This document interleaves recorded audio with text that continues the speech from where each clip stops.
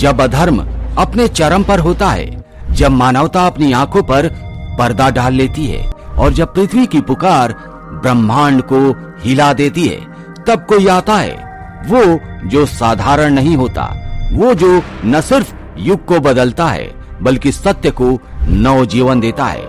यही है भगवान कल्कि, श्री हरि का अंतिम अवतार, कलयुग के अंत का संकल्प, धर्म की अंतिम पुकार पर उतरने वाला देव। कल्पना कीजिए दोस्तों, एक संसार जहां स्त्रियों की अस्मिता खेल बन चुकी है, जहां बच्चों का भविष्य बाजार में बिक रहा है, जहां न्याय केवल किताबों में रह गया है और धर्म वो अब केवल एक शब्द है जिसे लोग सुविधा अनुसार परिभाषित करते हैं। यही है कलयुग का अंतिम चरण। यहाँ न युद्ध है न यज्ञ है, यहाँ है मौन, पाप और मोह का जाल। इसी गहन अंधकार में जब आखिरी दीप भी बुझने लगेगा, तब एक गांव में जो आम लगता है, जन्म लेगा एक असामान्य बालक। न स्वर्ण झूले न देवताओं की गूंज, बस एक शांति, एक रहस्यमय कंपन, जिससे समय भी कहेगा ये वही है। वो बालक होगा लेकिन उसकी आत्मा असंख्य जन्मों का योग होगी।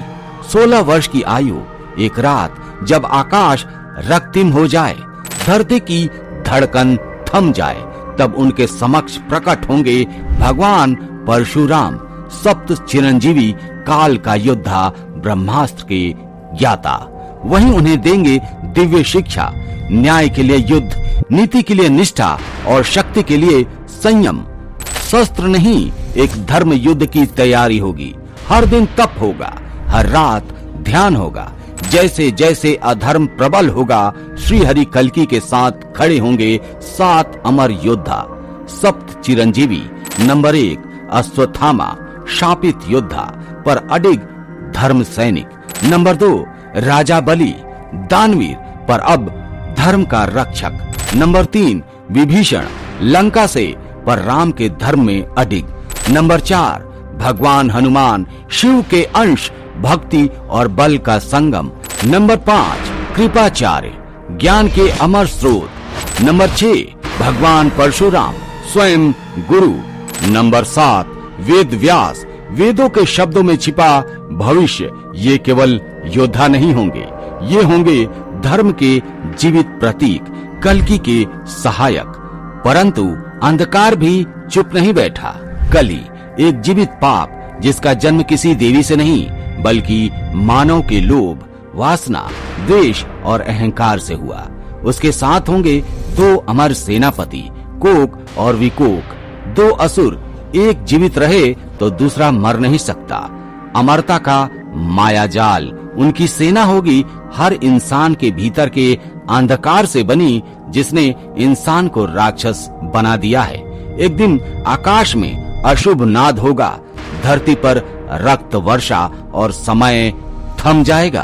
कल्कि आरूढ़ होंगे अपने घोड़े पर, हाथ में युगान तलवार, जिसके एक प्रहार से समय दिशा बदल दे। वह युद्ध होगा केवल शस्त्रों का नहीं बल्कि आत्माओं का, मानवता का और सृष्टि के भविष्य का। सत्य बनाम कली, जब कोक और विकोक को कोई मार नहीं सकता, तब स्वयं ब्रह्मा जी प्रकट होंगे और बताएंगे केवल संवेद प्रहार और धर्म की अंतिम शक्ति ही उनका अंत कर सकती है। कल्कि अपने 7 चिरंजीवी साथियों के साथ संवेद रूप से करेंगे वह दिव्य संहार, और अंत में जब तलवार उठेगी तो कली चीखेगा, पर उसकी चीखें भी अंधकार को नहीं बचा पाएंगी। यही होगा कलयुग का संहार, यही होगा सतयुग का पुनर्जन्म।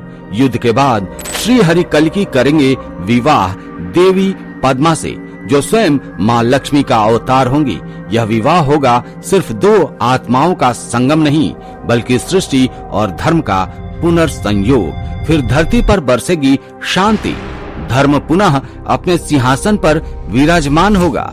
स्मरण रहे दोस्तों, जब जब मानव अधर्म के सामने मौन रहेगा, जब जब न्याय की जगह स्वार्थ हावी होगा, श्री हरि कल्कि पुनः प्रकट होंगे और उनका आगमन केवल एक कथा नहीं बल्कि चेतावनी है।